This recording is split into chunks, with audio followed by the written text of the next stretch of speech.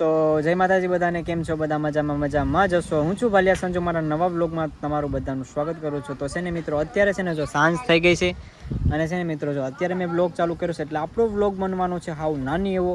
એટલે છે ને મિત્રો, આ વિડીયો જોવાનું ભૂલતા નહીં, કેમ કે આમાં છે ને છેલ્લે તમને ખબર પડશે કે આ વિડીયો માટે શું હતું. લગભગ ટાઇટલ હું આપી જ દે એટલે તમને ખબર પડી જશે કે વિડીયો શા માટે બનાવ્યો છે અને શું છે. તો છે ને મિત્રો, જો વિડીયો ગમે તો લાઈક કરી નાખજો, કોમેન્ટમાં જય માતાજી લખી નાખજો ને હર હર મહાદેવ લખી નાખજો. તો વિડીયોમાં કન્ટિન્યુ બન્યા રહેજો. જય માતાજી. તો છે ને મિત્રો, જો આપણે ઉના તો જવાનું છે, પણ ઉના જવા પહેલાં છે ને મિત્રો, આપણે સાડેસરથી એક ક્રિએટરને લેવાના છે. એનું ફેસ તમને બતાવી દઉં. જય માતાજી, જય મોમોગલ બધાને, અને સંજયભાઈના બ્લોગમાં તમારા બધાનું હાર્દિક સ્વાગત છે.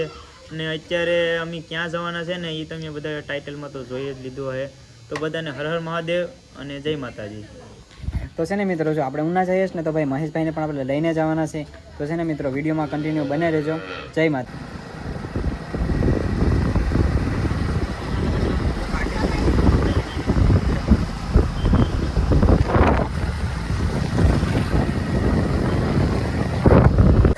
તો અત્યારે છે ને ફાઇનલી મિત્રો, આપણે એક છે ને એક ભાઈને મળવા આવી ગયા છે ને છે ને મિત્રો, એ એટલા મોટા સેલિબ્રિટી છે ને કે વાત જવા દઉં. ને છે ને મિત્રો, એનો એક ડાયલોગ પણ છે. એનો ડાયલોગ તમારે સાંભળવો હોય ને તો 2 સેકન્ડ ખમી જાઓ. હર હર મહાદેવ. તો છે ને જો આ ભાઈને જે પણ ઓળખતા હોય ને મિત્રો, એને કોમેન્ટમાં છે ને તમારે કોમેન્ટ કરવાની છે હર હર મહાદેવની, ને કોમેન્ટમાં જણાવવાનું છે કે આ ભાઈ કોણ છે એ.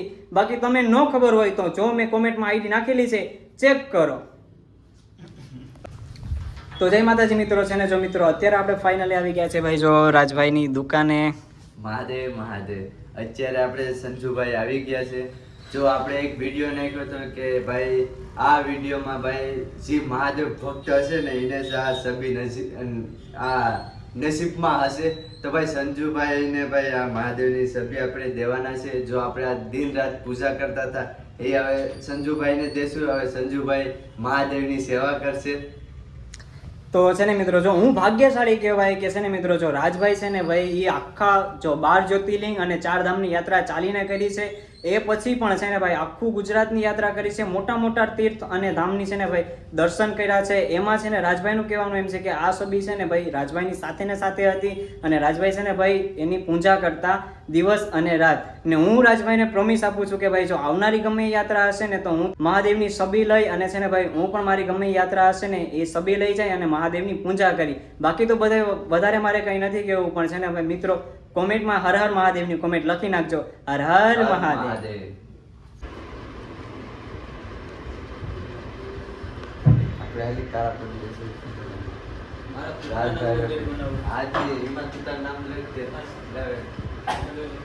તો છે ને મિત્રો, આજે છે શ્રાવણ મહિનાનો પહેલો સોમવાર અને છે ને મિત્રો, હું કેટલો ભાગ્યશાળી હશે કે છે ને ભાઈ રાજભાઈના જે ગુજરાત યાત્રા અને કરી હતી ને ત્યારે છે ને ભાઈ રાજભાઈને જે એક ભાઈ છે ને ભાઈ મહાદેવની સભી છે ને ભાઈ ગિફ્ટમાં આપી હતી. અને એ છે ને ભાઈ આપણે રાજભાઈ દ્વારા છે ને ભાઈ રાજભાઈ આપણે ગિફ્ટમાં આપી છે સભી. એ પણ છે ને ભાઈ શ્રાવણ મહિનાના પહેલા સોમવારમાં.